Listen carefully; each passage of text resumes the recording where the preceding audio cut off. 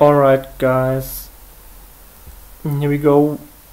Approximately 1 hour later we are done with our denominating process. As you can see here, we are at 100%, or about 60 dark coin have been denominated through 2 rounds of masternode mixing at a cost of around 0.05 dark coin, which is around 3 US cents. Here you can see the denomination transactions. You can pick out one and actually watch it on the blockchain.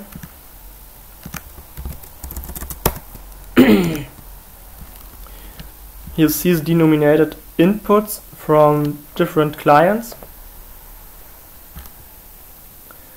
resulting in even further denominated outputs of the clients. You can't, from this transaction, you can't say which address belongs to which wallet or which client, or actually which person sitting behind that.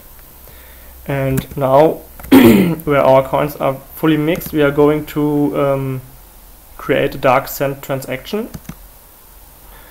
I created a new address for that.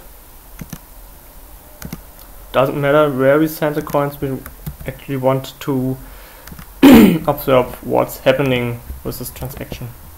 I'm going to exactly send 50 dark coin, and it's very important that I select the anonymous funds down here. I can also say no preference, but this is dangerous because this will mix anon coins and not denominated coins, and this might reveal your identity, so choose either of the first 2 options. Now we want to go anon, and we are going to create a dark send transaction of 50 dark coin to myself. We are adding a fee, and here we go. It says payment to myself because I'm using my own address. I'm not well prepared, don't have friends on the testnets. Yeah. Oh, and as you can see, the dark send is already kicking in again as my anonymized balance is below 50. We can stop that right now. We're going to copy this transaction ID of our dark send transaction. And yeah, let's have a look at the blockchain explorer.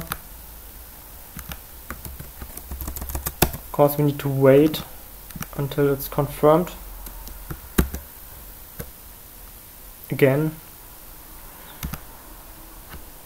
can't wait for Darkcoin's instant transaction feature. This is taking way too long. Let's have a look at the diff. Well, the diff is dropping. So we should see a block right now.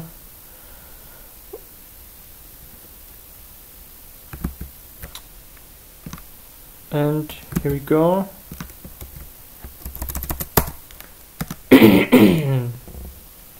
This is our dark send transaction, sending exactly 50 dark coin to my own address using a previously unused change address, and using 6 inputs from my wallet, which are previously mixed with other clients, so it's not really possible to find out who is owning these funds. I will post the transaction link below this video, so you can try to track me down. Alright, thank you for watching, and yeah, download the client already.